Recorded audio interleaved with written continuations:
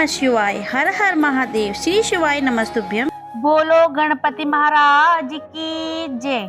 आप सभी को सकट चौथ की हार्दिक शुभकामनाएं। दोस्तों, सकट चौथ के दिन ये व्रत कथा जरूर सुननी चाहिए। इसके सुनने से गणेश जी आपकी संतान को दीर्घायु होने का आशीर्वाद प्रदान करते हैं। सकट चौथ का व्रत शुक्रवार 17 जनवरी को रखा जाएगा और इस दिन गणेश जी की विधि विधान से पूजा की जाती है। व्रत कथा का पाठ करने का विशेष महत्व माना जाता है।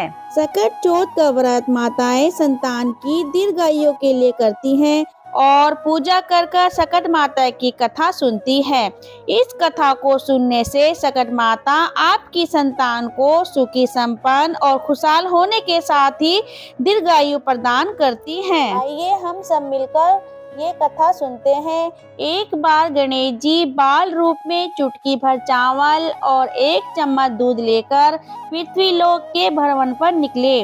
वे सबसे ये कहते घूम रहे थे, कोई मेरी खीर बना दे, कोई मेरी खीर बना दे। लेकिन सबने उनकी बात पर ध्यान नहीं दिया।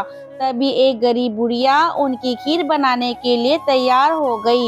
इस पर गणेश जी ने घर का सबसे बड़ा बर्तन चूल्हे पर चढ़ाने को कहा। बुढ़िया ने बाल लीला समझते हुए घर का सबसे बड़ा भिगोना उस पर रख दिया। गणेश जी के दिए चावल और दूध भिगोने में डालते ही भिगोना भर गया।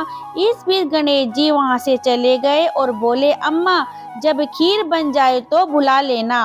पीछे से बुढ़िया के बेटे की बहू ने एक कटोरी खीर चुराकर खा ली और एक कटोरी खीर छिपाकर अपने पास रख ली। अब जब खीर तैयार हो गई तो बुढ़िया माई ने आवाज लगाई, आजा रे गणेशा खीर खा ले। तभी गणेश जी वहां पहुंच गए और बोले कि मैंने तो खीर पहले ही खा ली। तब बुढ़िया ने पूछा कि कब खाई, तो वे बोले कि जब तेरी बहू ने खाई तभी मेरा पेट भर गया। बुढ़िया ने इस पर माफी मांगी।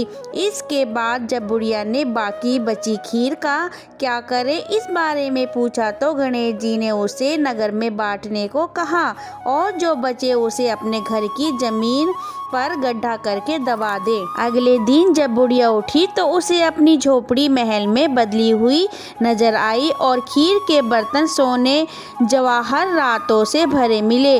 गणेश जी की कृपा से बुढ़िया का घर धन दौलत से भर गया है। गणेश जी भगवान जैसे बुढ़िया को सुखी किया वैसे सबको खुश रखना। दोस्तों, ये थी पहली सकट चौथ व्रत की कथा। अब हम सकट चौथ व्रत की दूसरी कथा सुनेंगे। बोलो गणपति महाराज की जय। किसी नगर में एक कुम्हार रहता था। एक बार जब उसने बर्तन बनाकर आवा लगाया तो आवा नहीं पका। हार कर वे राजा के पास जाकर प्रार्थना करने लगा कि आवा पक ही नहीं रहा है।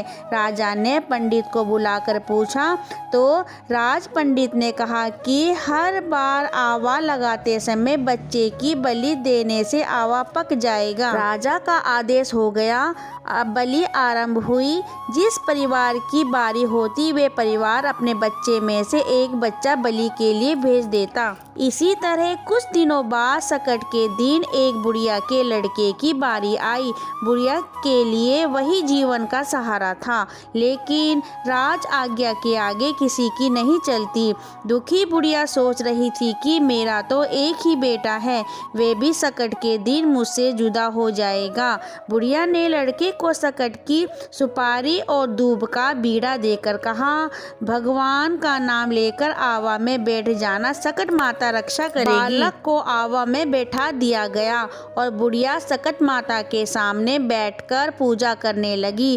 पहले तो आवा पकने में कई दिन लग जाते थे, पर इस बार सकट माता की कृपा से एक ही रात में आवा पक गया था। सवेरे कुम्हार ने देखा तो हैरान रह गया।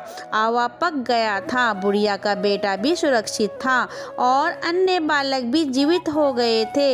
नगरवासियों ने सकट की महिमा स्वीकार की तथा लड़के को भी धन्य माना। तब से आज तक सकट की विधि विधान से पूजा की जाती है। गणेश जी महाराज की जय। सकट माता की जय।